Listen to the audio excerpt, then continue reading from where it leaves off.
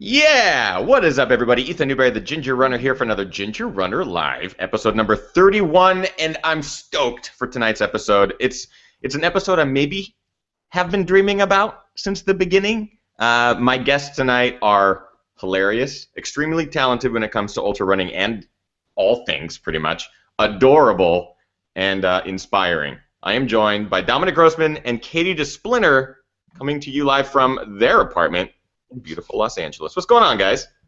Not much. But we're going to talk over each other the whole time, so don't worry about it.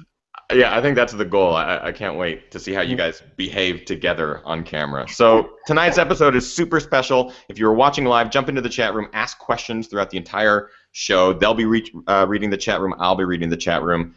Here we go. Keep it appropriate. Keep it appropriate, guys. Welcome to Ginger Runner Live. Yeah.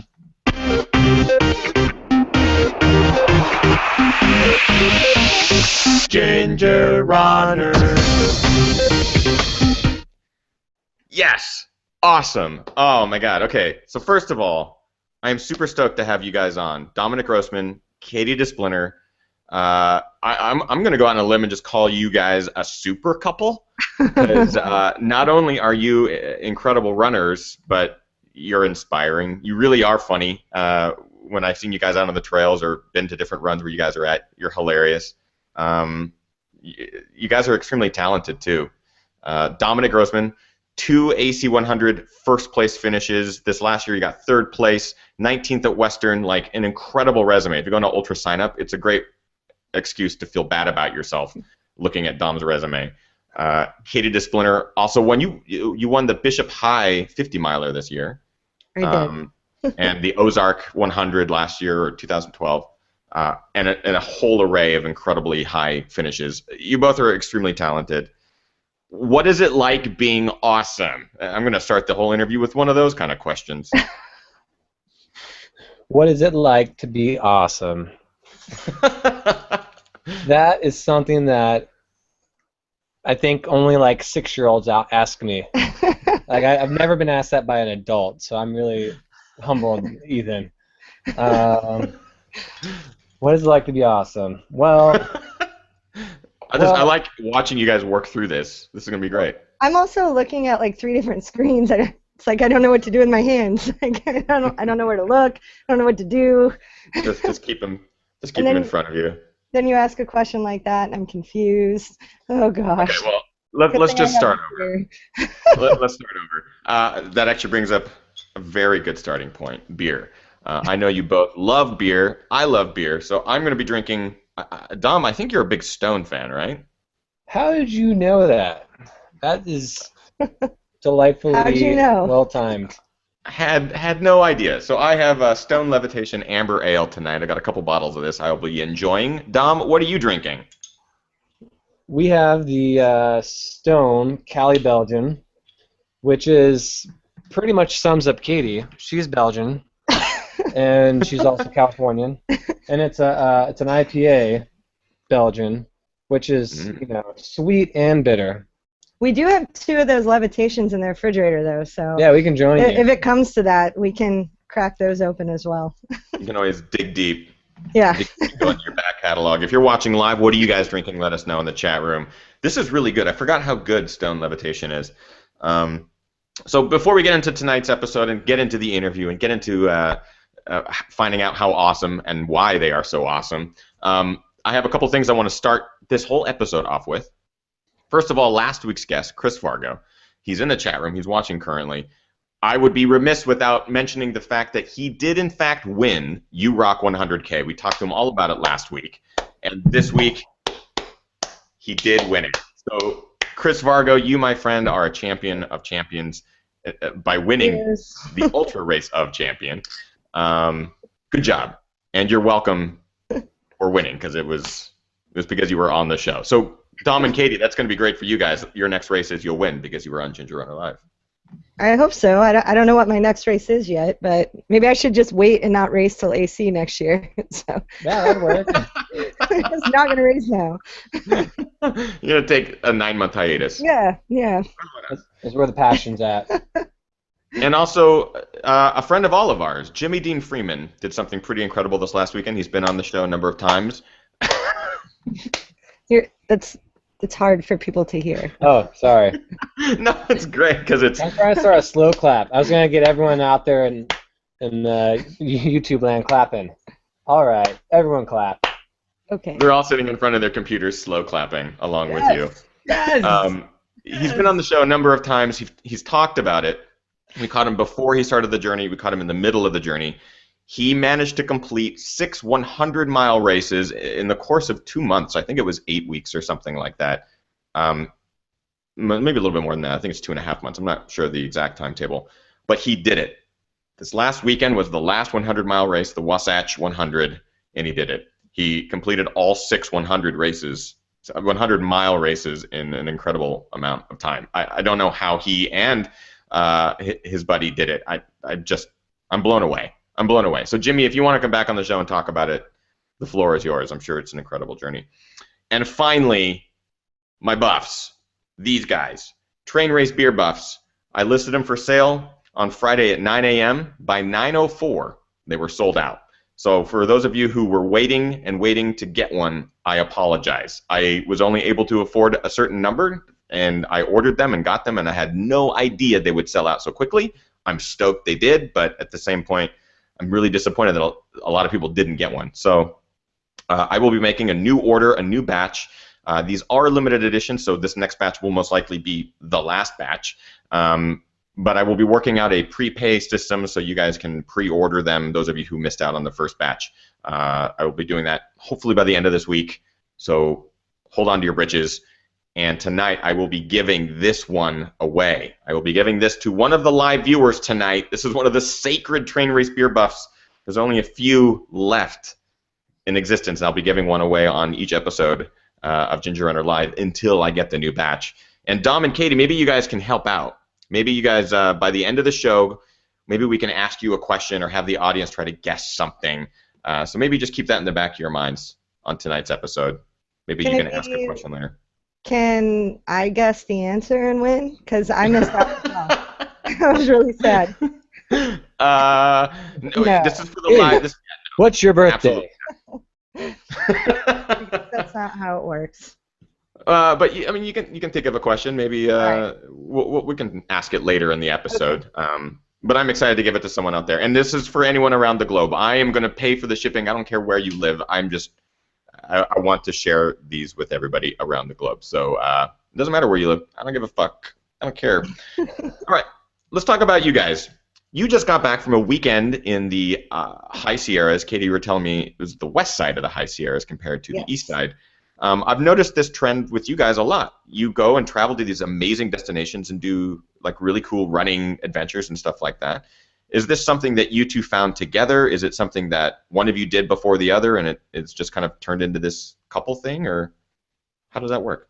Well, actually, when we first started hanging out and dating, we were both working weekends, so we didn't really have, that's how we met. We met working at a running store. I was working 7 days a week. I had a full-time advertising job during the week, and then I worked at a running store on the weekend, and Dom was still in college. Yeah, I'm a cougar. Wow.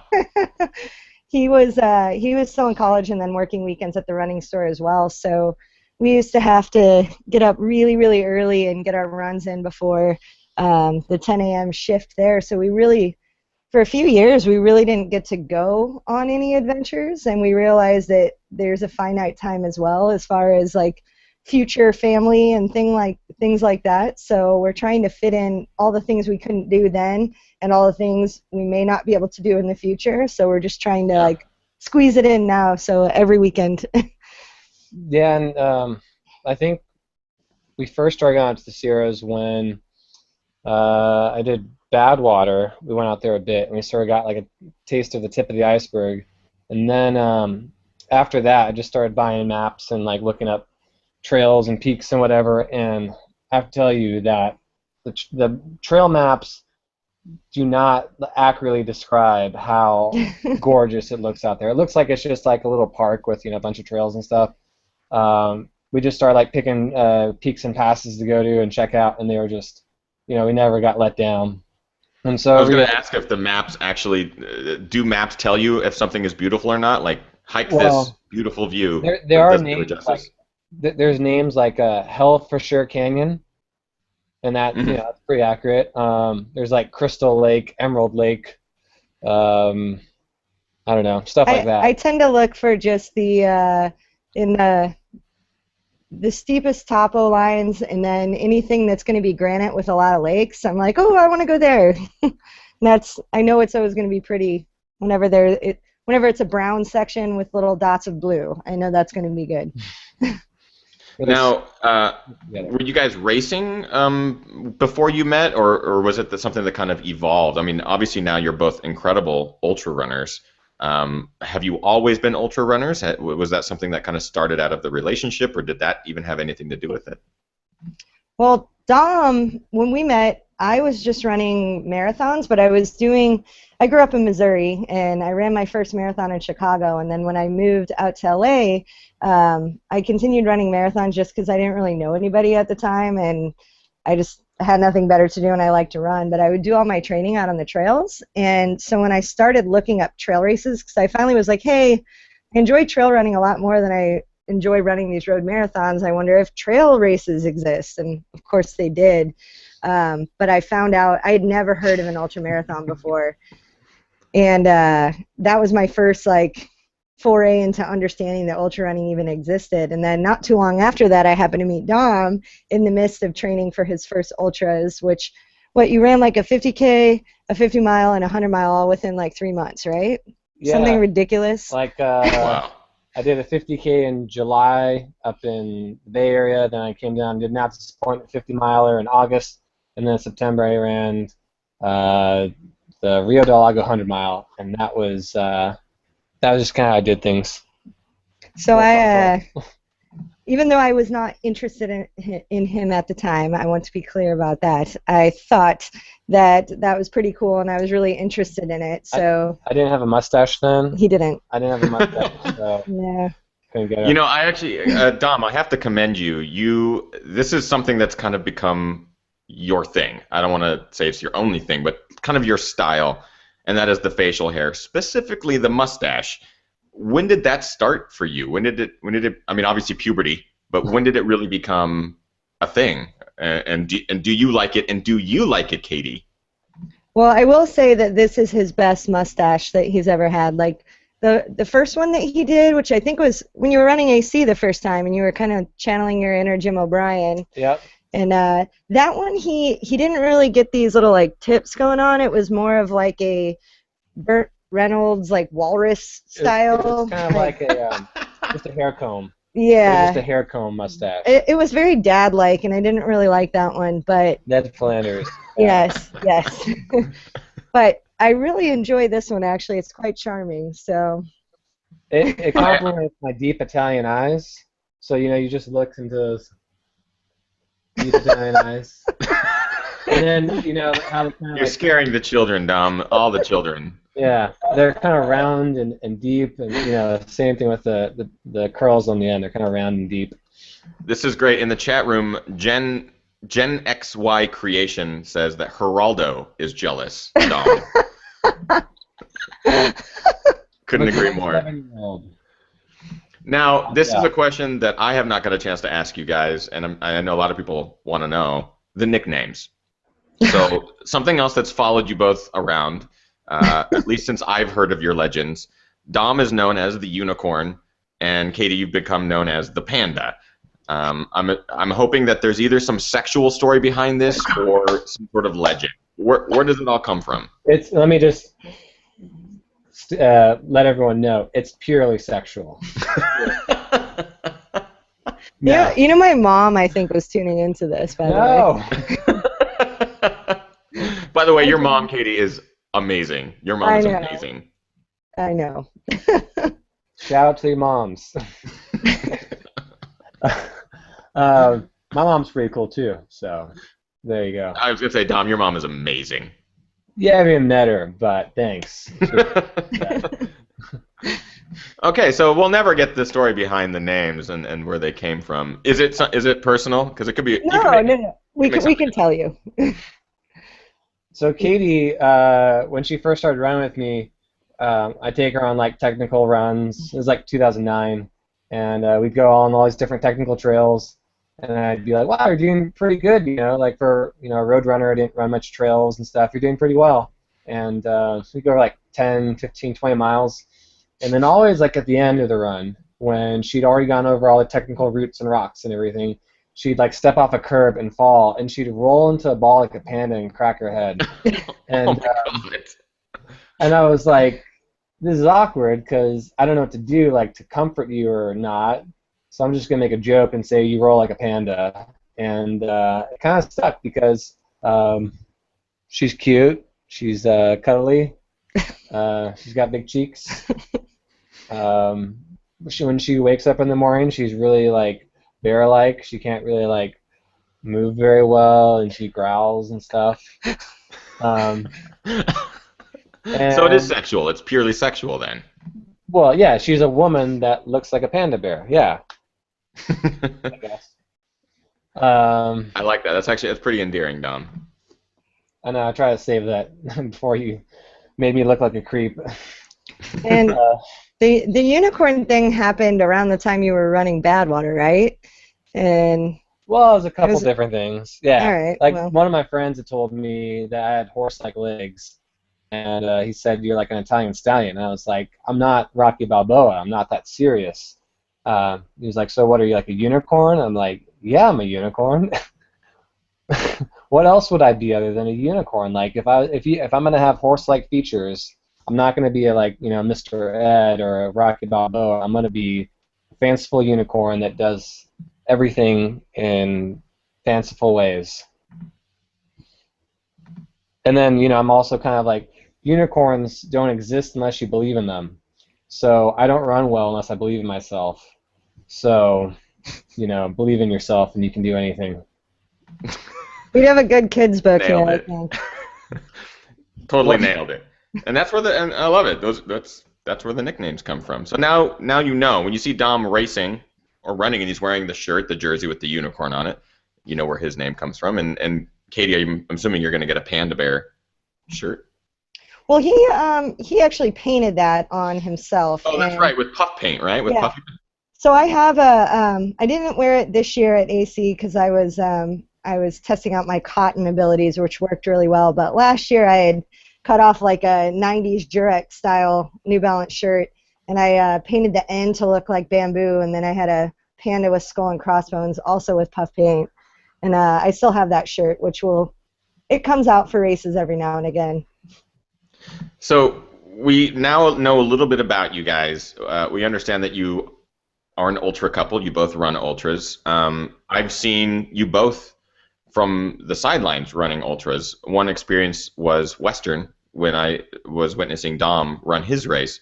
I've only heard stories. I actually haven't heard it from you, Dom, but when I first saw you in the race, you were suffering pretty early on. And I only heard from other people that you had turned like a light switch and turned that race around, and you managed to finish top 20 in 19th place, which is incredible. Can you kind of briefly explain that race and how it went down? I mean, leading up to it, I know that you did the full Blarney and stuff like that, and you've talked about it on your blog, which is pretty incredible. But can you walk us through that experience running Western and kind of what happened? yeah, it was kind of one of those things where every year I get really obsessive about 100-mile races, and there's nothing else like I love more in ultra running than like training to like make yourself as tough as possible for a 100-mile race. And essentially what happened was I just did just like a scotch too much of mileage leading up to it, and I started to like feel at my peak around like late May, and then I couldn't kind of like stay at that peak into June. I should have like peaked in June, and obviously when the race was. So it was a little bit frustrating because I just felt like I started off feeling great, and then after like about 10 miles, I just felt kind of like heavy and tired and like sleepy. And by the time I got to mile 30 at Robinson Flat, I wanted to take a nap, which wasn't Wow. good. So it was a little bit of a tough day, but the one good thing about doing a lot of training is that it makes you, like I could almost have ran like 120 miles that day, because once I got back into my rhythm around mile 62 in Forest Hill, I started to like puke and rally. Then it was like I could have been running all night. I could have run till like next morning and stuff. But like it taught me a lot about how like I evolve as an ultra runner from year to year to year. I think early on in my career, this would have been like the perfect training for me, because I just responded better to more mileage, and now like I respond better to a little bit less mileage, where I just kind of am like there's sort of just this sweet spot around like 80 to 100 miles where I just am running really well per week, and I can run fast and consistent and not break down. And I just like have to learn that year by year. Like the older you get, the more like refined your body gets, and what it likes and what it doesn't like, what fuels you well, what doesn't fuel you well. But I was happy with the ability to at least run hard at the end, and I know that I can come back, hopefully try to get back in there next year and improve upon that 18-hour finish. Fingers crossed. I mean, what's crazy is that you had an 18-hour finish, which in years past could put you well into the top rankings. So that performance by no means is anything less than amazing. Now, you also ran AC. For those of you who don't know, it's AC 100. We've talked about it on the show in weeks past. There's not a big gap between Western and AC. I think it's 3.5, 4 weeks. It's short. 5 weeks. 5 weeks. 5 weeks. Okay, it's this amount of time where your body isn't fully recovered. When you ran Western, did you keep AC in your mind? Because you've won AC the 2 years previous, so it's almost like coming back to the home turf and wanting to defend your title. Were you always training for AC, or is it because it's Western you were training for Western and just kind of hoping that AC would happen? I'd say that I was hoping for kind of a little bit of like Ian Sharman, Jimmy Dean Freeman, repetitive 100 magic, where back to back somehow you figure stuff out and you just get a little bit smarter and things work out. Unfortunately, I towards the end of Western I was having some bad tendonitis in my knee, and I kind of like tried not to exacerbate it, but I still like hauled ass into the finish at Western. And yeah, I came back out of AC around mile 60 when Ruperto and Guillaume caught me. My tendonitis was flaring up again, so not much I could do but just try to hold on and finish. And I was happy. I mean, all things considered with AC, I think I respect Guillaume and Ruperto a lot. They're both two really dedicated runners that work really hard and deserve to do well. And I was a little bummed when I passed Guillaume a couple times later at the end, but Ruperto is someone that he's been running that race for 9 years now, and he's never quite got on top of the podium to win. He's always been second or third for the last few years. So I was really happy to see him finish and win. And my only bummer was I wish I could have been close to see him finish, because I heard there was like a huge like fiesta at the finish that was uncomparable. So I was happy that he got to have that experience once, but not next year. That's it, laying down the gauntlet. To be determined. We'll see. I thought you were going to run Western and then help me at AC. I thought that was a plan. We'll talk about that later.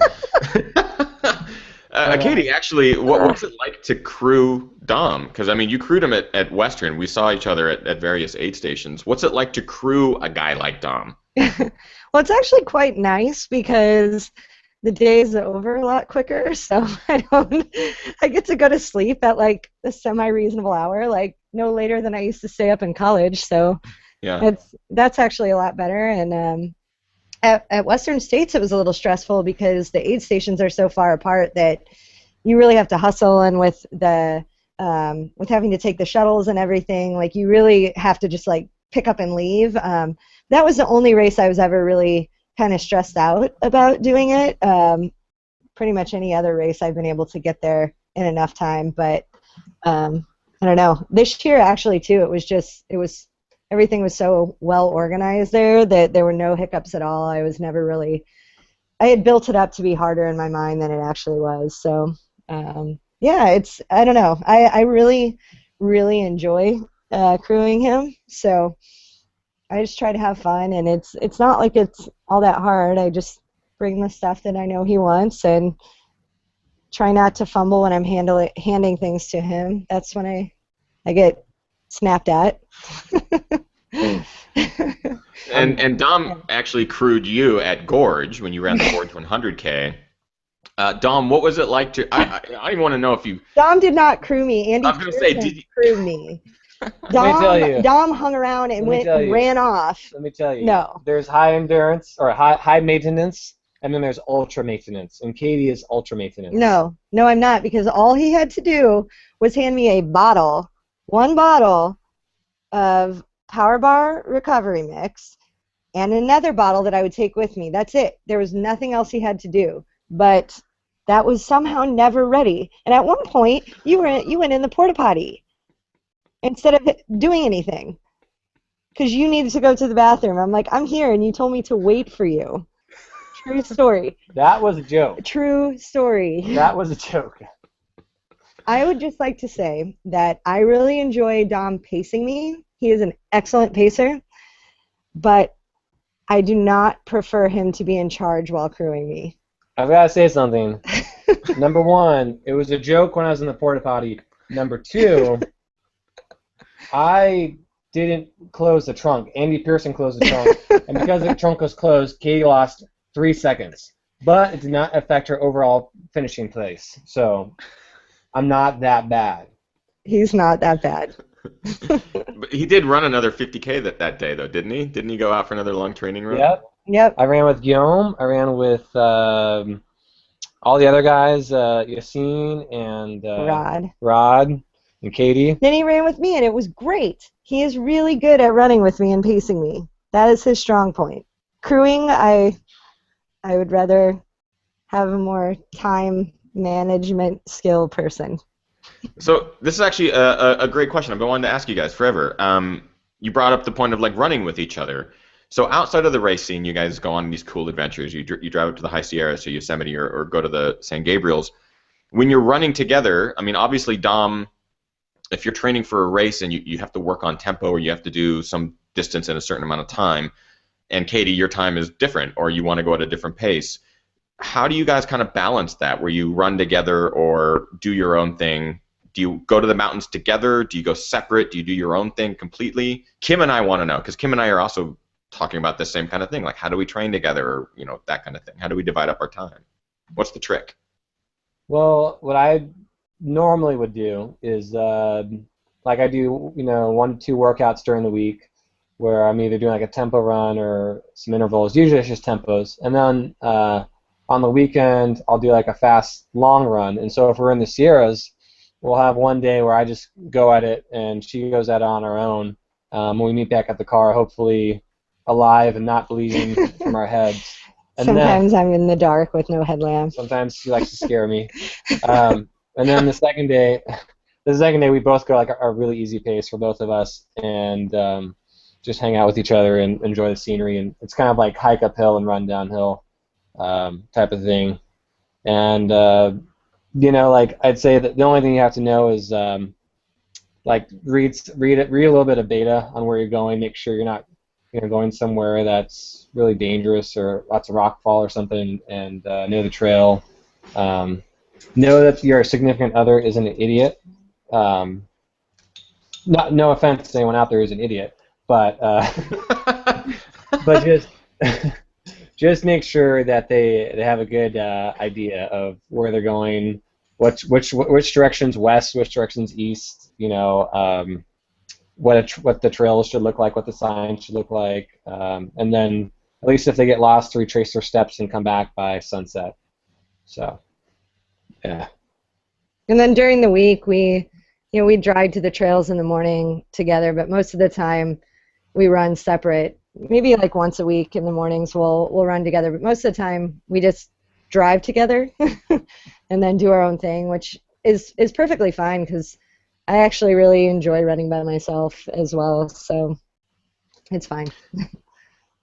Yeah, I mean that's kind of our sport. I mean, in essence, it's a bit selfish, but at the same point, it's also enjoyable to be out on the trails alone. So I've always wondered that about you guys because I know you have two very different training schedules. Your race schedules are also very different. So when you have those long weekends, I always wondered, do they do it together? Like, do they go out on the same distance runs, or do they just kind of divide the trails and do their own loops? And so yeah, I was really curious about that. What's next? Katie, I know that you mentioned that you don't know what race you're running next. Dom, do you? Do either of you? The only thing I'm registered for right now is AC because the epic 14-minute sellout. I knew I had to get on and sign up. But even that is kind of imbalanced because every year I put in for Hard Rock, and this is my 5th time with never even being on the wait list. So I'm racking up the tickets at least. So if I get into that, then I probably won't do Angeles Crest because I'm not one of those back-to-back people. That's another recent crazy back-to-back thing that just happened. The guy I paced at Hard Rock this year, Howie Stern. Yeah, Howie. What up, Howie? He ran Hard Rock, and then 5 weeks later ran AC, and then just ran Wasatch as well. So I called that Just did Wasatch too? Yeah, so I called that the Triple Crown of Legitness. I know it doesn't have an official name, Triple but legit crown.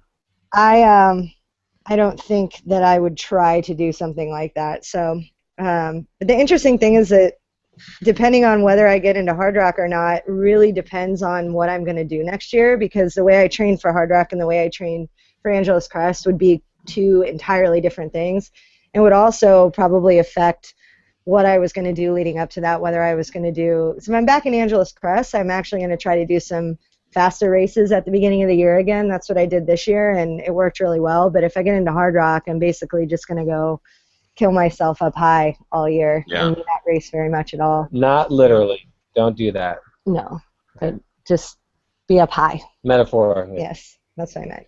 What about you, Dom? What's next? I'm thinking about doing North Face 50, possibly. Just do it. I'll be there. A whole bunch of people will be there. Whether you race it or you just crew it, it's a good time. We've been there the past 4 years, right? Yeah, it's the December Classic. Yeah, and you guys actually have an amazing story. I just ran into Monica, a mutual friend of ours, Monica, out on the trails this last weekend, and she brought it up, and I totally have forgotten. You guys have such a great story from the North Face 50. Katie, I believe you wrote a blog about it, yes? It was in one of my blogs of my favorite moments from last year. I'll make sure that you guys get time to shout out the blogs and stuff like that later, because it's such a great story and super inspiring. So I encourage you guys all to go check out that blog. We'll get to that in a second. A great question in the chat room from Max to both of you. Do you guys see the 200-mile races becoming more popular in the future, given the recent inception of races such as the Tahoe 200 and Colorado 200, in addition to the already established Tour de Giants? What do you guys think about that? I think for sure, because I think even when we first started running ultras, there weren't as many lotteries. You know, the Western States still had the two-time loser rule, where if you didn't get in for 2 years, you were automatically guaranteed the third time.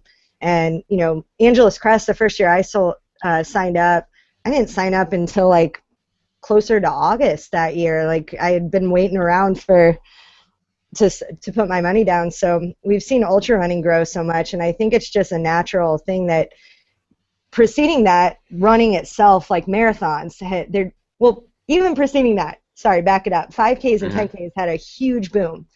And then you saw the half marathons having a huge boom, and now people are moving on into ultras, and I think there's a lot to be said for it's that same kind of group of people and group of mindset, is that a lot of what drives us to do these races is this natural human tendency for forward progress, and so naturally we want to keep doing things harder and keep pushing ourselves even further. So I know myself personally, I've said multiple times that in the future I really want to do Tour de Giants, which is going on right now. Go Megan Hicks.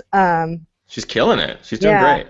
Yeah, not anytime in the future, because I know I'm not ready for something like that. Megan, on the other hand, has a ton of backcountry experience and running, and really long distances and fast packing and things like that, which I would want to get a lot more comfortable in. But I totally see myself doing the longer distances in the future once I feel a little bit more confident at the 100-mile distance. And I would bet that a lot of people feel the same way. I'd say, you know, ultra running's a sport of different niches. You know, you've got people that run Western every year, and they're just like the runners that are like, I'm going to focus on my downhill, I'm going to heat train, I'm going to, you know, do all these things, you know, that are true to Western states really well. And you got the hard rockers who are, you know, just really good at backpacking and hiking and being at altitude. You got the people like the Chris Vargas of the world. Shout out Chris Vargo. That are like, you know, they're very athletic, good marathon runners that, you know, run 50-mile races and even 100Ks really well. And so you sort of have this sport that just wants to keep growing and fracturing in a lot of different ways. I think just as long as there are people that are going to be finishing 100-milers in the next few years that are they did the 100-mile distance to sort of figure out what they're made of. There's definitely going to be people that are going to want to go a little bit further and try, you know, see what it's like to be running for 2 days, 3 days, 4 days. I was one of them. I did a Ragnar relay on my own. That's right. Someone brought that up in the chat room, and they really wanted to hear the story about the Peter. Ragnar. Oh, Peter. Well, yeah, Peter Williams wants to bring that up because he was there, and he paced me in the middle of the night around Palos Verdes when I ran from Santa Barbara to Dana Point. It was crazy. Anyways, that said, stay on topic. It's like one of those.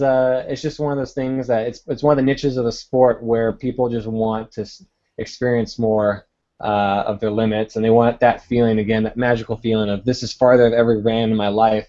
I'm still going, and yeah, it's more hiking. It's more just, you know, relentless forward motion. It's not so much, you know, beautiful Killian-like trail running, but it still is, you know, part of like the essence of just endurance that we're so, you know, drawn to in the sport. So this is that's a good dovetail into a question that I have as far as the sport is growing. I've been in it a fraction of time compared to some of the long legends, like the guys that have been doing it for decades. So I definitely consider myself a child amongst géants. So I'd like to learn from guys like you and girls like you and try to figure out what you guys do and how you accomplish these things. So as I have joined this sport and do more of it and try to get more involved and really submerge myself in it, I'm seeing that the sport is changing. Just even in the short amount of time that I've been in it, it's changing. It's much more popular on social media. People definitely want to start transitioning from the half marathons to the marathons to the 50Ks to the 50-milers. They want to try it. They want to feel it. Do you think that there's a disconnect between the sport growing and race directors or races not getting it? Is it a positive thing that some of these races are staying old school and staying true to what they started as? Or do you think that races need to adapt? They need to change. They need to grow with the times?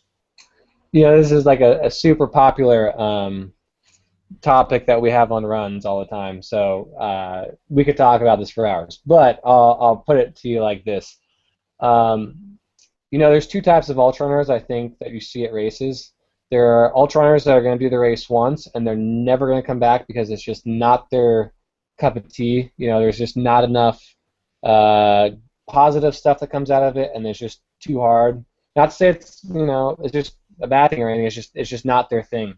And then there's the other type of kind of like addict ultra runner that they just love the sport, you know, for like the essence of just suffering and the mercy of you know, benevolent aid station worker. Like they're just really drawn to like that communal aspect of it. And that is the type of thing that kind of weeds out some of the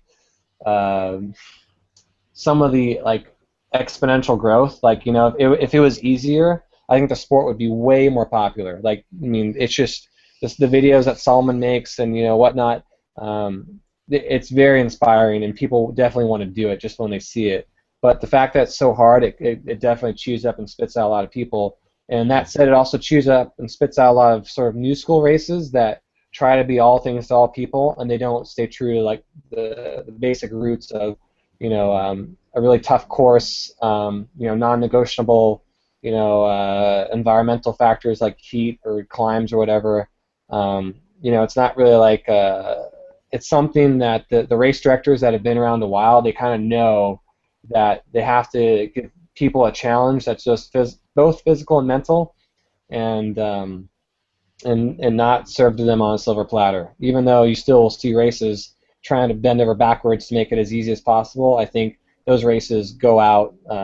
They don't last for so long, and the races that are more stoic and demanding, they last longer. I think, too, getting back to the question, it took a long, long way to get there. He got there. But He yeah, got Katie, there. go for it. So, a great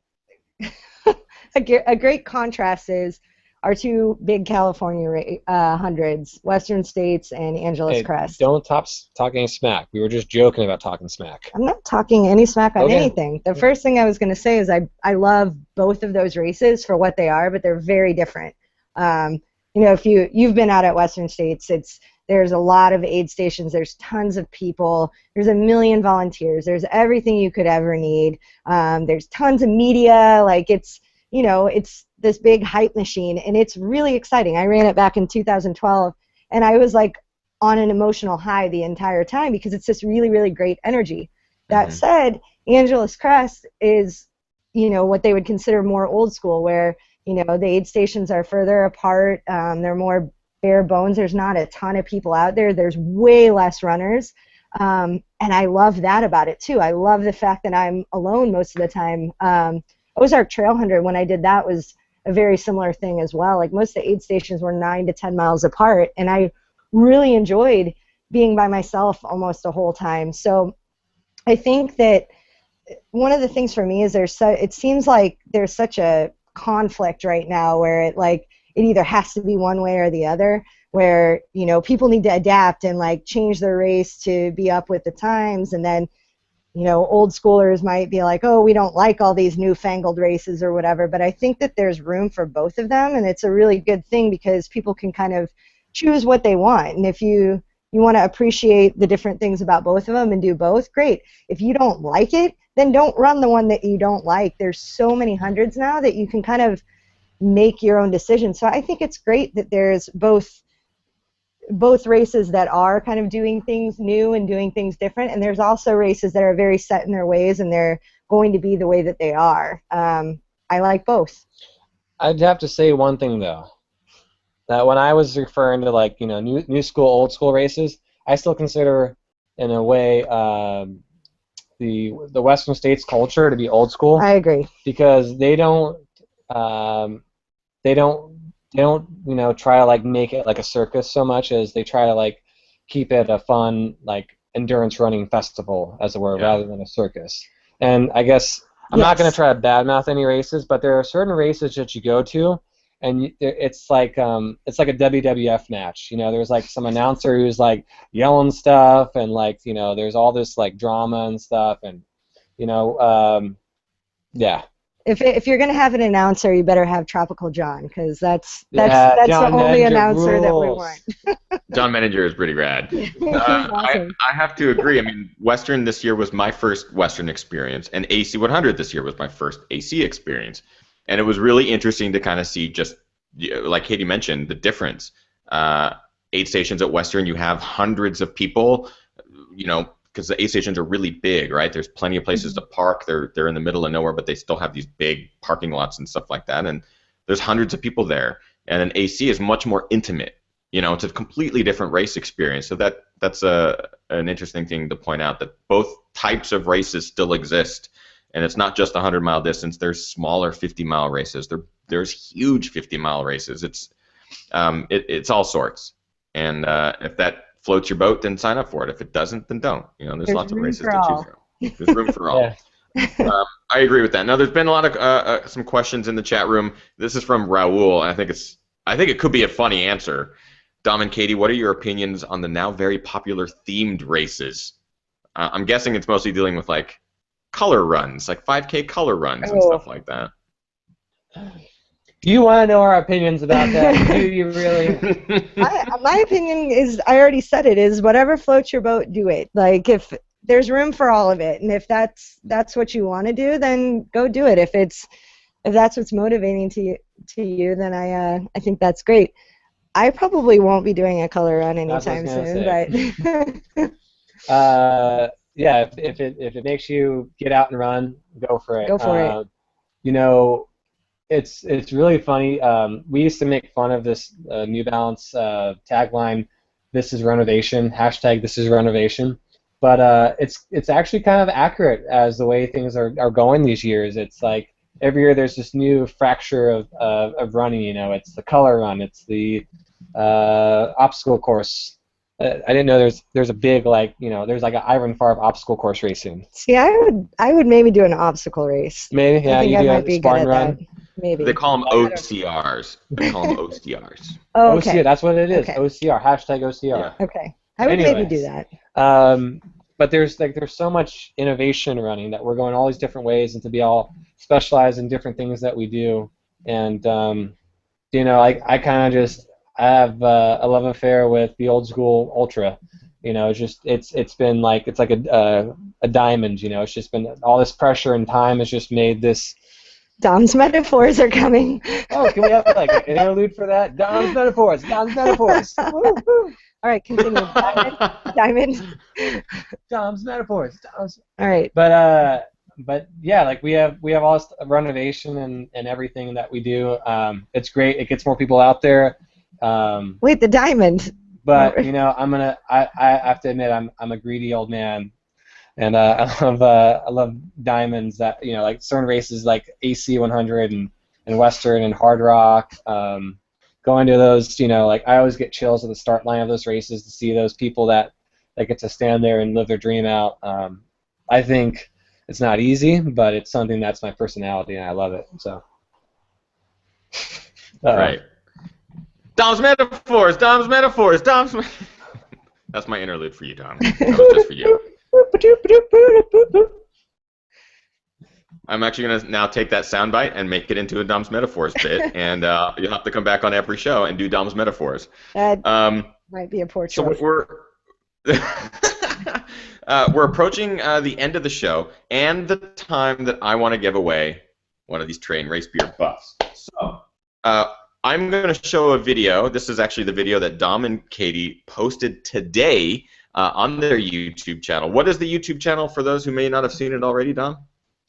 It's just my Google name. Is it on there? YouTube.com/Dominic Grossman. Possibly. It may be Young Gun Ultra. I think it's Dominic Grossman. It's my, yeah. I think it is Dominic. Okay. If you just Google or YouTube Dominic Grossman, you'll find it. But it's a video that they just posted today. We're gonna watch that. I want to show it to you guys. What I love about it is that it says more than just about where they're running and what they're doing.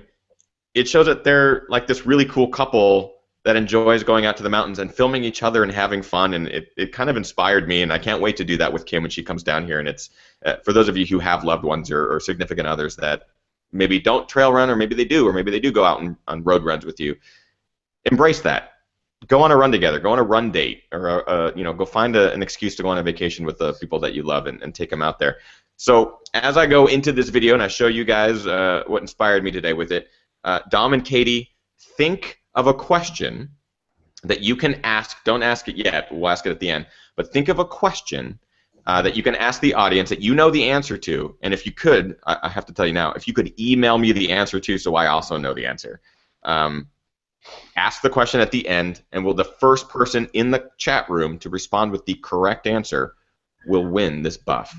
So you guys have obviously like a minute, 2 minutes or something to think about it. You can talk amongst yourselves. I believe the audio is the answer in the video, or it could be whatever anyway. You guys want. Anything. Yeah, it could be anything, just as long as you guys know the answer. And they will be able to hear you unless you mute your microphone. So if you discuss it amongst yourself, they will hear you talking about it. But you can always write down on a piece of paper or something like that. So yeah, think of a question. In the meantime, everybody enjoy this wonderful, beautiful video of Dom and Katie enjoying the splendors of the Sierras. We'll be right back.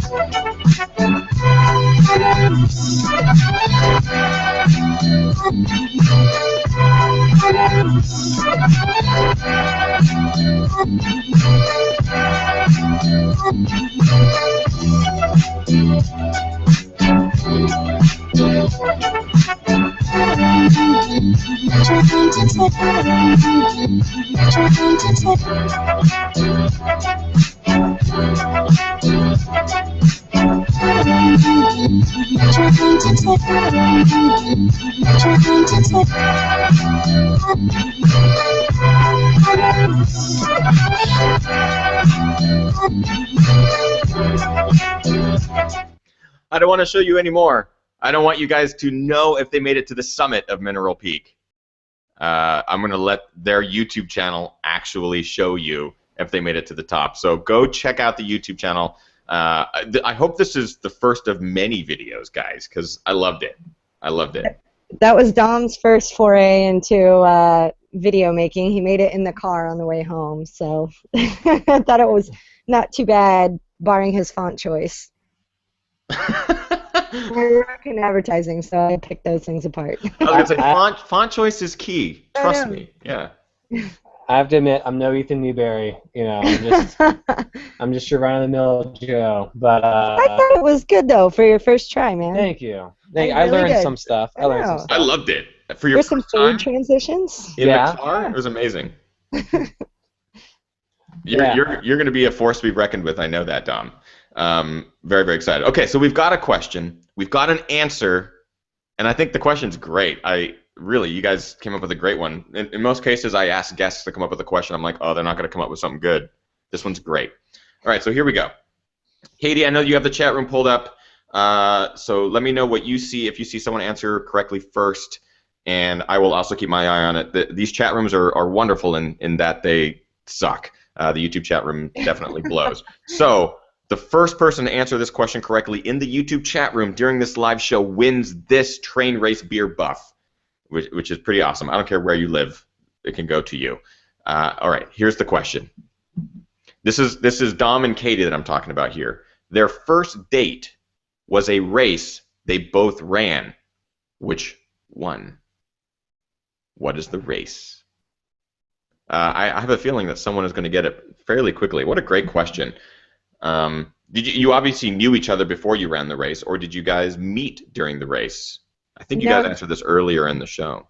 Yeah, he had talked me into. I had basically that year on my birthday went out and ran like my own 50K. I just made one up in the Santa Monica Mountains. I made it up for her. You helped me, and so then he talked me into doing this race. He was like, "Oh yeah, you can totally do it," and talked me into doing that a few months later. So that's a hint. If you know when my birthday is, you now know a few months after that. But yeah, he talked me into doing it and / tricked me into it being a date. I didn't really know, but I did kind of start to like him before that, so I wasn't necessarily. Let's see. Anyone close? Nope. Oh, There we go. Guillaume It's wins. Guillaume. I can't believe it. Guillaume, with according to my chat room as well, it is Guillaume that has the correct answer. Yeah. He does not have one of these. He is he was a guest on the show. He's obviously a big fan of the show. So Guillaume, I'm going to give you the choice since you are a friend of all of ours. You can keep the Train Race Beer buff, or you can give it to the next correct answer. It's your call. I'll let you answer in the chat room. Because, Guillaume, you playing this is kind of unfair. You know them because you're friends with them. Let's be honest. Well, no one else has got it yet. Well, there we go. Good job. So John understands the contest and just had to repeat what Guillaume said. Yes. So Guillaume, I'll leave it up to you. Technically, this is Guillaume's because he physically won the contest, or technically won the contest. So it's up to Guillaume if he wants to keep it and send it back to France and see if the people in the motherland want it, or if he wants to give it to John Finn. I'll let him answer that in the chat room. I can't believe it. Guillaume, congratulations to Guillaume for finishing UTMB in the top 4% of finishers. I think it was what was it, 90th, 92nd? What was the place, Dom? Do you know? Yes, top 100 or so. Man, Guillaume. Watching this. And Guillaume's family goes wild. Yeah. No, it's like Guillaume. When I saw him at the end of AC, he had some issues with his quad, and he literally limped 6 miles to the finish, and we were at the same point with 6 miles to go, and it took him 3 hours longer, 2 hours longer, 3 or 3 hours longer. Yeah, about 2.5 or 2 hours, yeah. And similar thing at UTMB, his quad blew up and he limped home, and it's just, there's guys you call tough and there's guys you call Guillaume, and Guillaume is, And he's a gentleman too. I see he's giving it to John Finn. What a nice guy. So in the chat room, for those of you who may be tuning into the podcast version, Guillaume Calmette is watching this show live. Answered the question correctly because he's good friends with Dom and Katie, and obviously knew the answer. So technically he won, and he gets to wear that badge of honor, but he is giving his correct answer to the second place speed demon, Mr. John Finn. So John Finn, if you are watching currently, I'm assuming you are in the chat room, congratulations to you. Drop me a line on Twitter or Facebook, whichever works for you.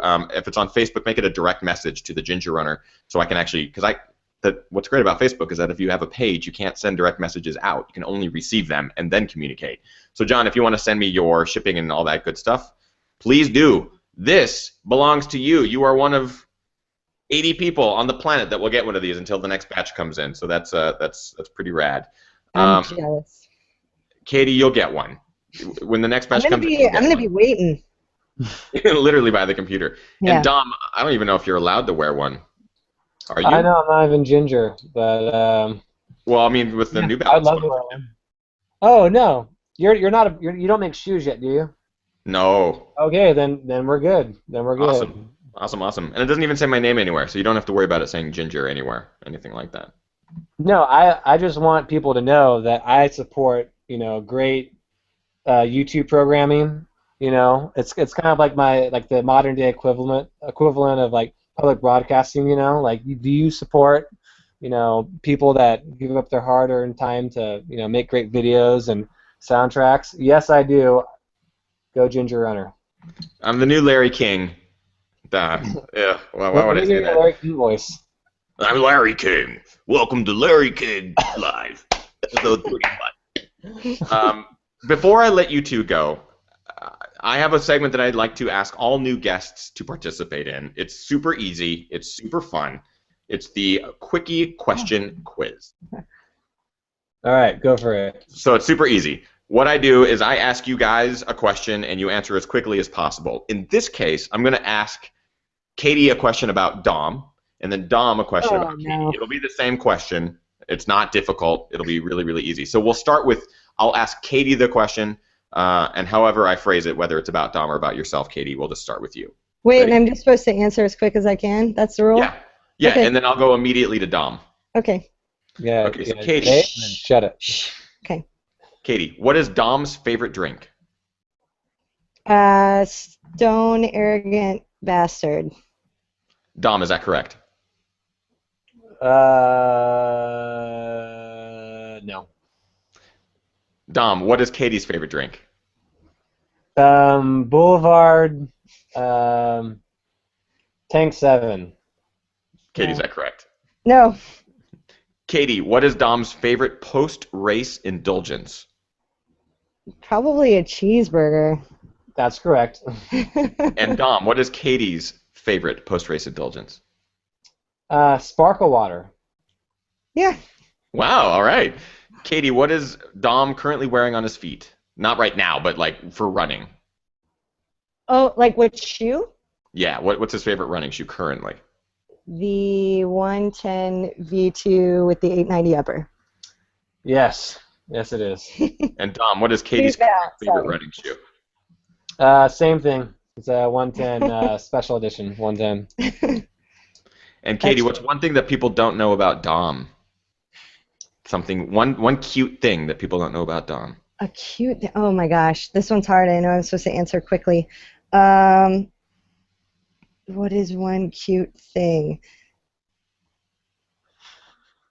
I don't know. I feel like most people know most things about him, but I guess we're getting mushy. He's actually, oh, here, this is a great one. He really likes to be what we call foofed, which is, I just rub, he calls it foofs, and it started because I mindlessly would do this when we were driving. I would just start itching the back of his head like this, and apparently he loves it a lot. So if I'm not doing it enough every day, he requests that I foof him, and this is it right here. I hope your mom is still watching. And Oh, Dom, she what knows is? about it. Oh, okay. Dom, what is one cute thing about Katie? She sleeps with her mouth open. That's not cute. That's not cute at all. That's awful. But I do. She's a mouth breather. And I drool sometimes she too. drools. It's bad. That's not cute at all. It's so cute. No. You're just like, Katie, this one's actually for you. What is your favorite trail? My favorite trail. Oh man. I know it's a tough one. Yeah. I think my favorite trail that I have done thus far has to be the section on the Hard Rock course, going over Grant Swamp and Oscars. So between Telluride and what is that gulch called? T-ride to going north or south? Whatever. What's the gulch on the other Virginia? side? You go. No. You South. go from Telluride and you go over Oscars, and then you go down and you go over Grant Swamp and you end it. What gulch? Putnam? No. What gulch is that? That's not Cunningham. I can't think of what the It's your gulch is. favorite. Yes. Wait, you go south. Well, that section of trail is your favorite. It's where we camped this year. Oh, back below KT. What is that? Mineral Creek? Screen? I don't know. Ice Lakes Basin. That's No. close. Yeah. All right. Here's Ice Lake what it Basin. is. It's the section on the course. You go back, whatever that creek is. I keep calling it Mineral because that's where we just were. I think it might be Mineral where we camped, but it's between the KT aid station on the Hard Rock course and the Telluride aid station. You go over Grant Swamp Pass and you see Island Lake and Yes, Ice Lake Basin. that is Ice Lake And then Basin. you go down. And then you go down into Sherman, Putnam. And then you go up Oscars Pass. Yes. And then you go on to Bear Creek into Telluride. Yes. Yep. So either direction. I love that whole Perfectly section. quick I'm end. sorry. Trails. It's like three It's a trails. lot of trails, but that's my favorite. I've done it twice now, that section, and it's definitely the most scenic thing that I've ever done in my life. Hopefully I'll be doing it in the race. What about you, Dom? I'd say like Jameel Curry says South Mineral. Is it South Mineral? Yes. That's why, because we were just at Mineral Springs, so I knew there were Mineral Peak. Mineral King. Oh my God, there's too many minerals. That's why I'm getting confused, but Jameel is right. South Mineral. Okay, Dom, what about you? If I had to do one trail for the rest of my life, it'd probably be Mountaineers route on Mount Whitney. It's the 4-mile direct, straight-up way of Mount Whitney. It's just gorgeous. It's beautiful, steep, super inspiring. Can you do that without gear, like without ropes and stuff like that? You should bring a helmet. Okay. Yeah, helmet helps out. Because there's rock fall in the chute. There's other people up there. Yeah. And the chute's like, or it's kind of like this. It's kind of like. Got it. But you don't need ropes or anything. I mean, I don't know about winter ascents. Like we haven't done anything in like true ice or anything. We were up there it's a whole once. different thing, yeah. Yeah. I know you can. It's basically like a scramble, a hike / scramble. Got it. Yeah. And this goes for both of you. This question is for both of you. Who's your favorite ginger? Katie answered correctly. Dom is thinking too much about it. Ginger runner, you know. Yeah. You know who's going to get pissed at us? Peter's on this. Yeah, Peter. We really love our friend Peter. Technically, Peter is first place. Peter's first place. Peter's blonde right now. He's kind of blondish right now with surfing, so he gave up his ginger card. Yeah, I consider Peter more of a blonde too. So. Yeah, he's become blonde. That's awesome. We love I cannot thank you guys. I appreciate it. I very much appreciate it. And I appreciate you guys coming on the show. Honestly, it's so great to have you both finally on an episode of Ginger Runner Live. You are both welcome back at any point. Those of you who are still watching live, let them know in the comments and let them know on social media that, hey, thanks for being on Ginger Runner Live. You guys are awesome. And for those who might not know, Katie and Dom, where can people find you online? Blogs, Twitter, Facebooks, all that stuff. My Facebook is just a normal personal page. I think I add just about anyone. It's just Dominic Grossman. And then my Twitter and my YouTube is Young Gun Ultra Run. Even though I'm 27 years old, it's Young Gun Ultra Run with 1G. Didn't think that one through, did you? Forgot you'd age? I'm pretty sure. So worked out. Also, a shout out to Luis. We love the Volvo. It's incredible. We camped in it. It was great. I think he's gonna. That Volvo is sweet. It's awesome. We love our new car. We'll post a picture of it. We can put a twin mattress in the back and sleep comfortably. Is the way to go. Thanks, Luis. And me, Twitter is probably the easiest way to find me. Katie DeSplinter. That's also if you just look up Katie DeSplinter on Facebook, that's probably the easiest as well. I think my page is public. I didn't put all the privacy settings in because otherwise everything else is different because I kept running out of, I couldn't get my name everywhere. So my blog is breakingexcellent.blogspot.com. My Instagram is DeSplint. If you just find me on Facebook, everything is linked on there, and that's the easiest way to do it. You guys are awesome. You're super inspiring. For those of you who are watching live, go follow them on the social media because it's continued inspiration. And it's fun to know that they're a couple and their adventures are really cool and endearing and fun to follow. So I encourage you guys to go check them out and to follow them and to show them some love. Hey, Ginger, before you go, I forgot that I've been wearing something this whole time that I think you will like. Uh-oh. It's the orange shorts. Yes, I love those shorts. Those shorts are awesome. Every time I saw Katie at AC 100, every time she ran through an aid station, I always I love those fucking shorts. And she'd turn around. I mean, the faces she would give me ranged from, oh yeah, thanks, to, the fuck are you talking about? It made my day, so I wore them for you.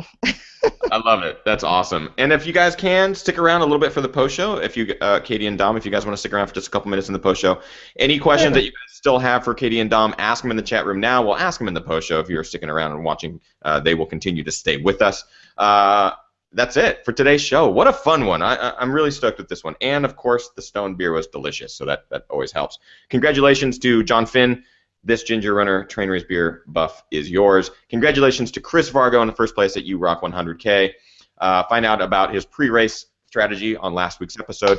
Congratulations to Jimmy Dean Freeman on the original 600 challenge. And congratulations to Guillaume Calmette on the UTMB. I'd have to say congratulations to those guys. They did some pretty incredible things this last weekend. And to all of you out there, I hope you're training hard, racing harder, and partying the hardest. We'll see you guys next week, every Monday, 6 p.m. Pacific Standard Time on Ginger Runner Live. Stay tuned for the post show.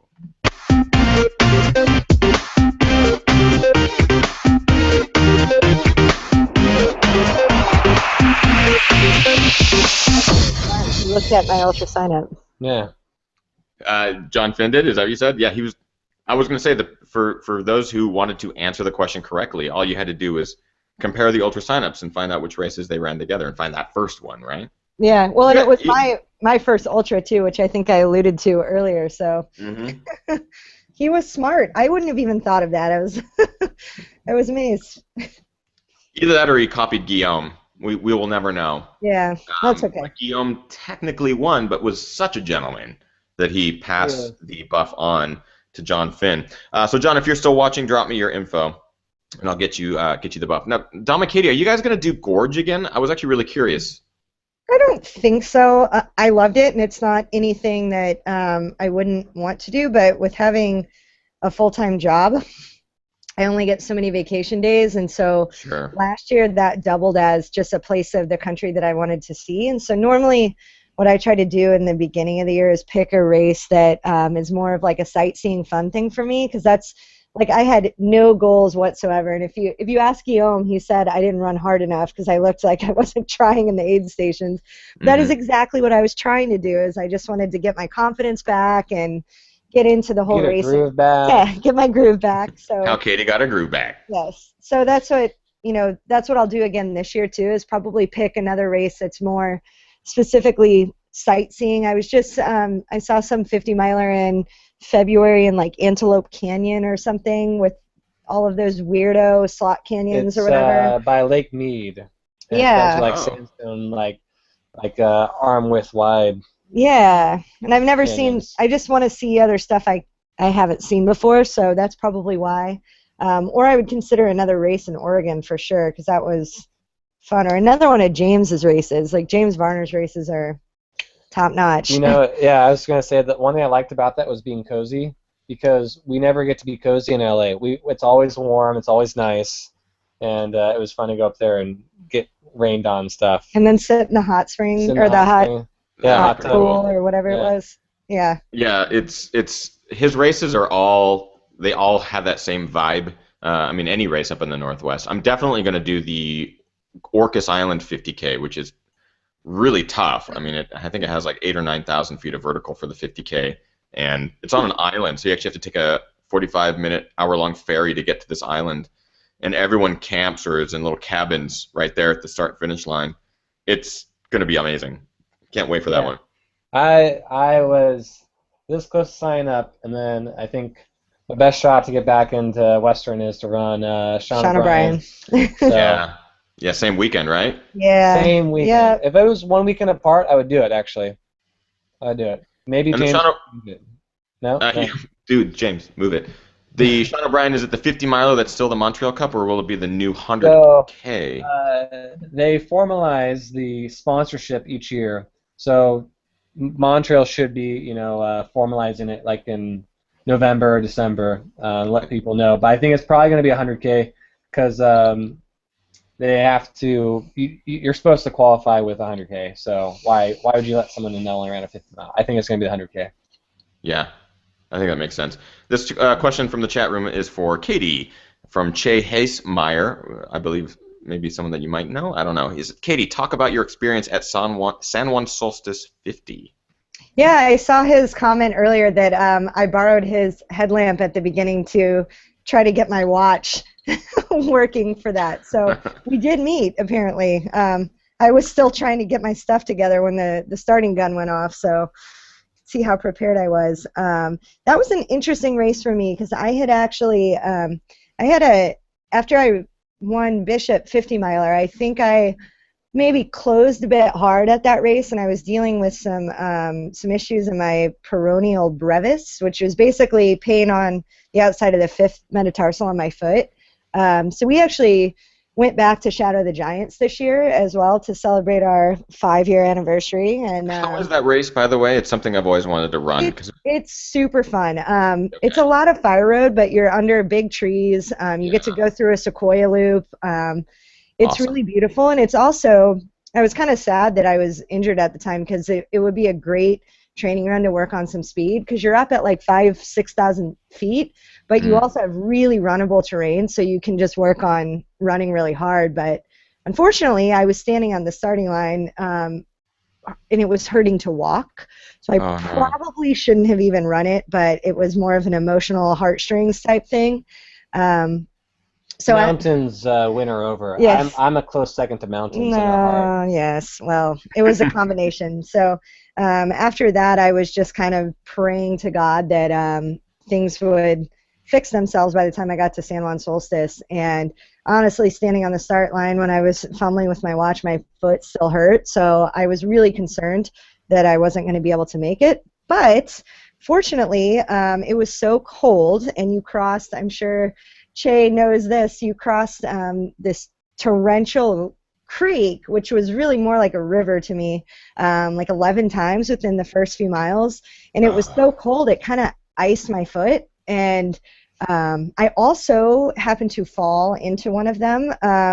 Somebody had to pluck me out by my pack because I started to float downstream. It was pretty legit. So then I was numb for like the next 3 hours or so over the first pass. So I had so many other things that I was thinking about that by the time I really warmed up and got going after the first pass, all of a sudden I realized my foot wasn't hurting at all. And believe it or not, that was like the end of my foot injury, was running 50 miles in the San Juans. Like, wow.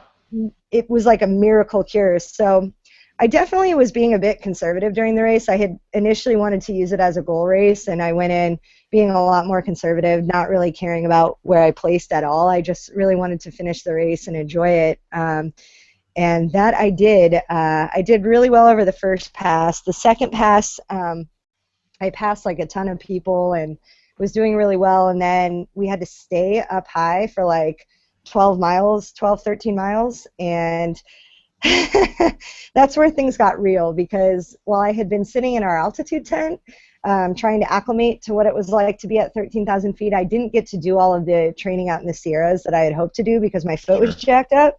So I got really dizzy, and it was just super weird. And then I got to an aid station. They tried to hold me there, and luckily a friend of mine that was running around me was like, no, you should probably just let her go. So I took off running, and then definitely over the last pass and back down, I was closing and running really, really hard. And I was actually surprised with just from my experience running out in the San Juans, from having paced at Hard Rock the last few years, I was actually really, really happy with the way I was able to run the last 20 miles or so. Once I realized my foot was okay, I wasn't hypothermic from falling in creeks, and things started to come together. I was surprised with how well I was able to run, and I definitely want to do it again in the future and actually make that a goal race. I think in the future I would do a fall 100, like maybe Bear 100, that's in later September, and I wouldn't do a summer 100. Instead, I would train specifically for San Juan Solstice, and I would go out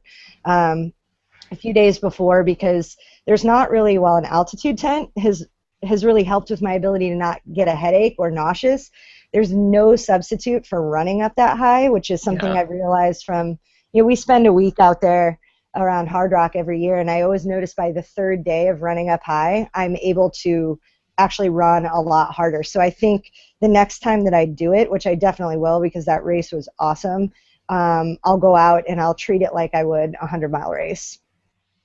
That's awesome. In the chat room, Al Plack is also agreeing with you with the brevis tear. He says, tore my peroneal brevis before a 50-miler last year, finished begrudgingly, surgery 1 year ago today, and now gearing up for 100 miles in 25 days. A brevis tear is painful.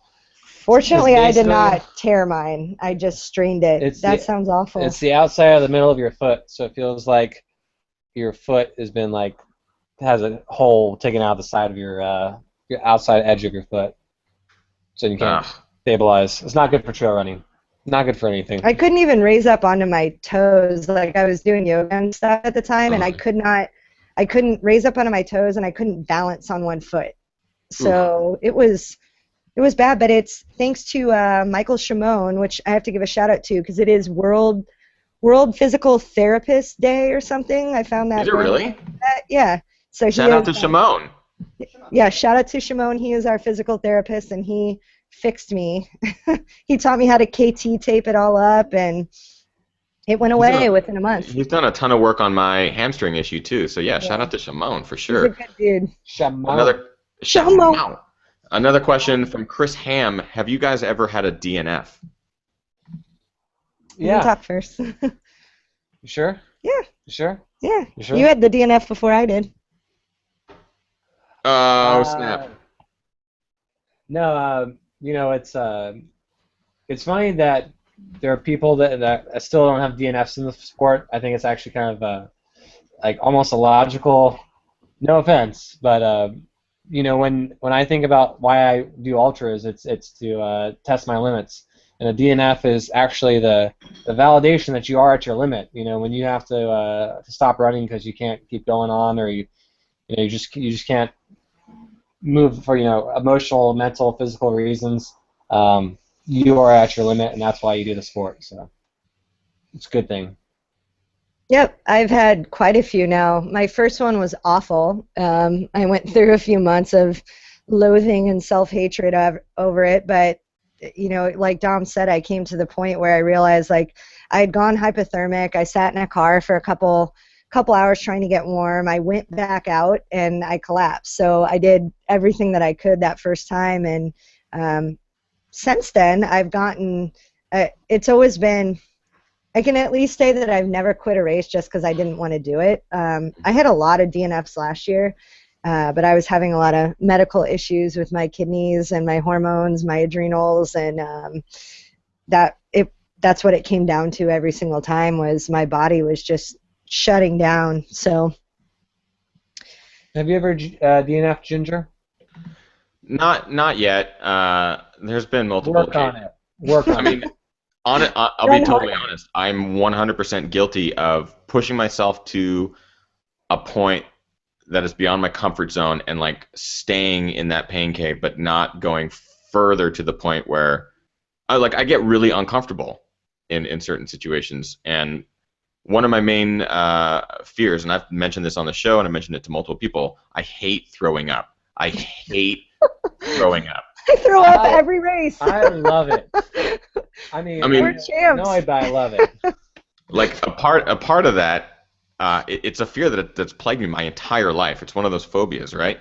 But a part of why I'm doing ultras is to face that head on, is to try to mentally gain control of that fear. And I'm not even kidding. So when I get to those points in races where I'm the Squamish 50-50 I just ran, 20 miles of the 50-miler was just right there, just right on that verge of puking. I'm absolutely 100% positive if I just puked, that would have been 5 miles, and I would have been great for the rest of the race. But I would much rather run 20 miles completely uncomfortable on the verge of throwing up than run 5 miles, throw up, and then run 40 miles totally fine. It blows my mind, but that's part of why I do this. You just gotta throw up more, then it comes more natural. Yeah, it's very true. Yeah. We throw up all the time.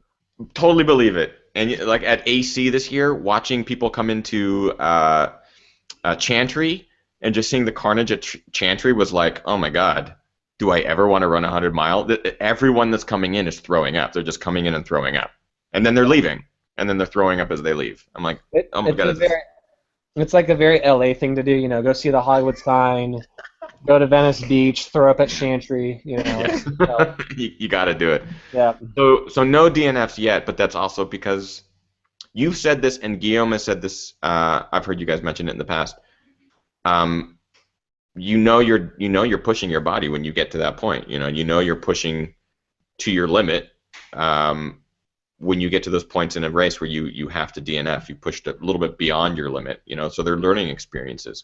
I haven't gotten to the point of a DNF, but just based on my experiences with the 50-50 and the 100K distances, it's like, who knows? Yeah. Who knows? You can see how predict it happens, yeah. Absolutely. Well, oh, yeah, you totally see how it happens. I wish I was like Jimmy Dean Freeman, who it doesn't matter what you're going through physically or whatever. You get to that point when you're going to throw up or you're going to pass out or whatever, and you just get up off the chair and just keep going. It's like, I don't get it. I don't get how I did it. I think too, like once you have DNF'd and you've learned, like I said, I've DNF for a few different reasons, hypothermia or a lot of the kidney issues that I was dealing with last year.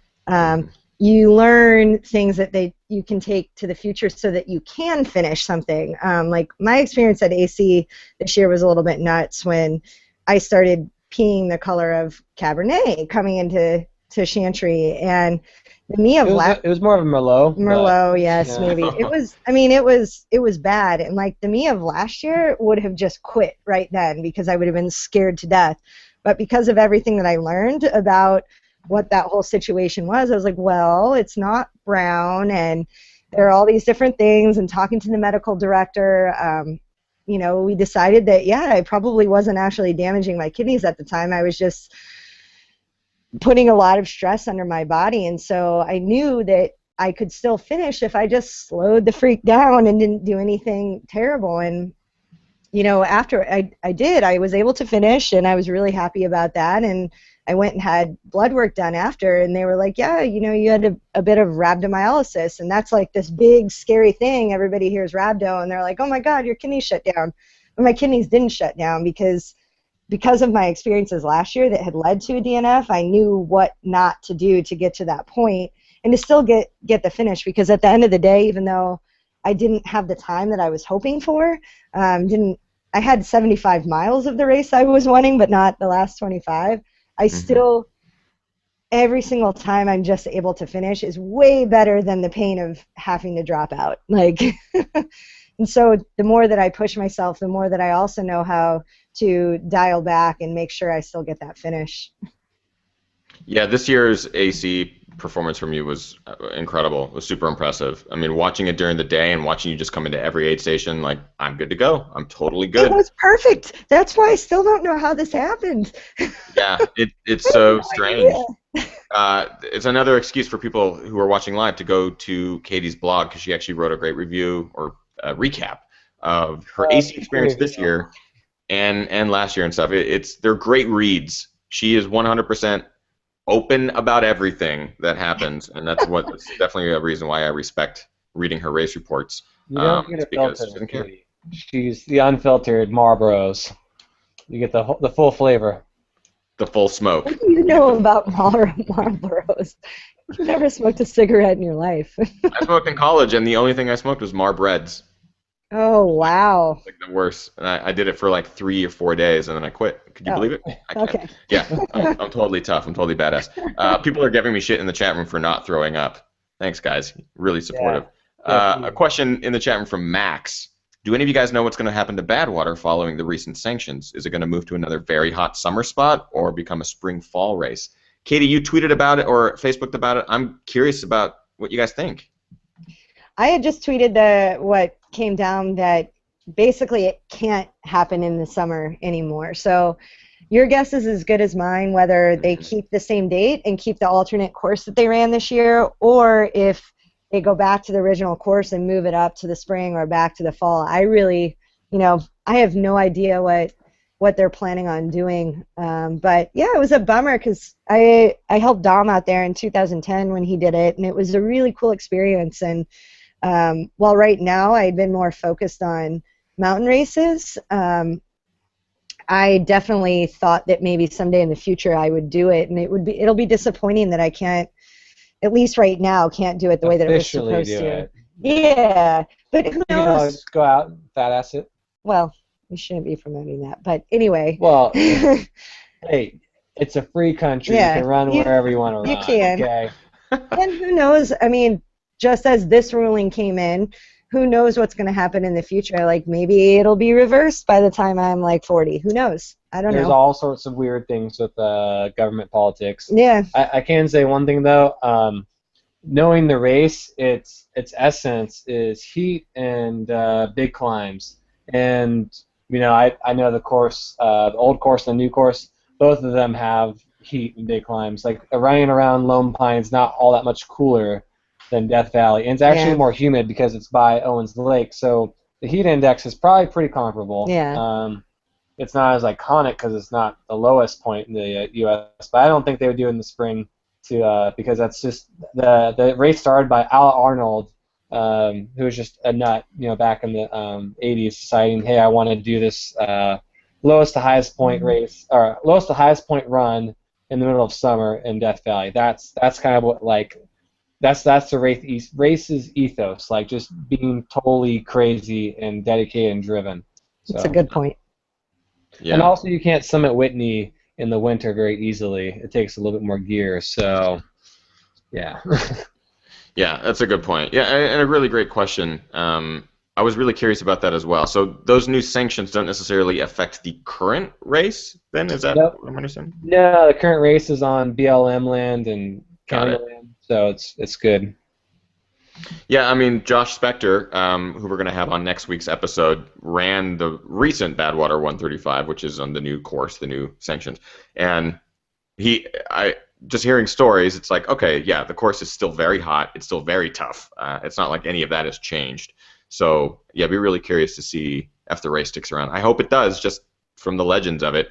And I would almost think that if it has to go away and there's more fat-ass experiences, that would almost put more danger or would put more people at risk doing the fat-ass option than doing an actual sanctioned race. For some reason, I'm like, that would be more dangerous. I don't like that idea at all.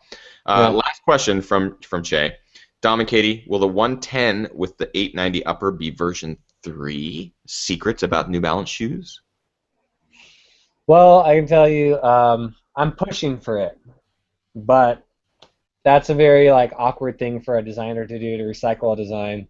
Who knows? Maybe we'll try to get them to, piece it together. One thing that is coming is the 101 back in January. That's right. They'll have it. January. It's only a few months away. So. Anything different, or is it going to be just true to form original 101? The materials are a little bit more softer and durable. A little bit different, but yeah. But it's basically the same shoe that you know and love. Yeah. We're excited about it. We're excited, yeah. Awesome. We are trying to get some type of 1400 trail. So if you ever ran the 1400 in Whistler's Rock Plate, we're trying to get that going. It's my favorite New Balance shoe. I love it. Yes. Yeah, I love the 1400 as well. So. Yeah, but the one thing is the people that we work with are great people there. The brand though is it's not nearly as big as people think it is. We think New Balance is the best and the biggest thing ever. It's relatively a small shoe company in the big scheme of things. So and trail is a small portion of that. Smaller portion of it. So it's cool that we get to work with them, but yeah, it's part of capitalism. There's not enough trail runners out there, which is why Ginger Runner is so critical, and we need your support tonight. Pledge $20 to Ginger Runner, and we'll bring out a 1400 trail. Monica is going to get really mad at you right now. Oh man. She's great. Yeah. She should be like, Dom, shut up. You guys are awesome. Thank you so much for joining me tonight. I'll let you go and get food and more beer inside you. I'm sure I'm taking you guys away from dinner. I need to eat dinner as well. Those of you who are watching live, thank you so much for tuning in and sticking around for the post show.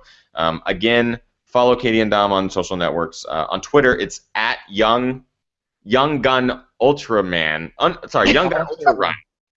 But Young Gun has one G, so it's just Young Ultra Run. And Katie is at K DeSplinter. So go follow him on Twitter. Any last words, you guys, before I let you guys go? I have to say the one thing that whenever I get a chance to get on a soapbox is gratitude that we get to we have such a good community. We have all the opportunities we have, and that people are being good flag bearers in the sport for new runners coming in and respecting the traditions, and the old runners being good responsible advocates for the sport. So I'm just grateful to be a part of this community, and namaste. Continuing with the gratitude, I think that we should definitely say thank you to our sponsors, New Balance, Injinji, the best toe socks in the world, and Power Bar, which we love. And then also, one last little plug. I don't think that the Team RWV trail running camp is sold out yet. This is Yes. something we volunteer for and participate with every year. It's on Veterans Day weekend in Texas on some really gnarly trails by November the 10th. November So, 10th something by like that. the Nueces River, and it is a weekend we look forward to every year. Basically, Team RWB, who we volunteer for, who their mission is basically to bring veterans and community members together through sport. So the trail running arm, they put together this camp headed by Liza Howard, who's one of our New Balance teammates. And she basically brings in a bunch of elite trail runners. Last year we had Sage Canaday, Max King, Jason Schlar, Last year, right? Big names last year. Yeah. Africa. It was Nikki like too Kimball, much. yeah, like Super Chef Bobby Flay. Chris Godfrey. I was learning a ton from the people that were assembled there, but she brings in, gets a bunch of great runners there to dispense advice. We do running clinics with, it's 50-50, both veterans and civilians. Anybody can come. And we do you'll have different clinics throughout the day, learning different things about nutrition.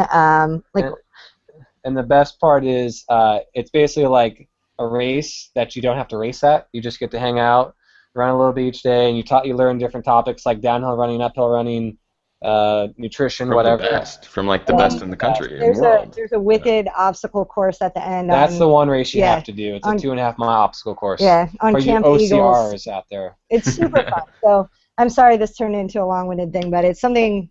That's our next thing that we're doing, and we're really excited about it. And there were a lot of Where can great people find out? Like, is there a website? Yeah. What is the Trail website? running camp.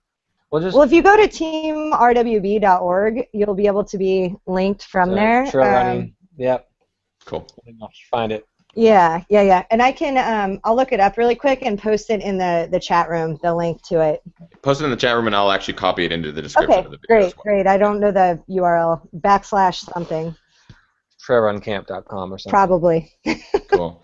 Well, again, thank you guys so much. Really, really awesome. Really fun to actually get to talk to you guys a little bit and do it and record it and put it online so other people can see it and view it and see how awesome you two are. Thank you for being great ambassadors to the sport.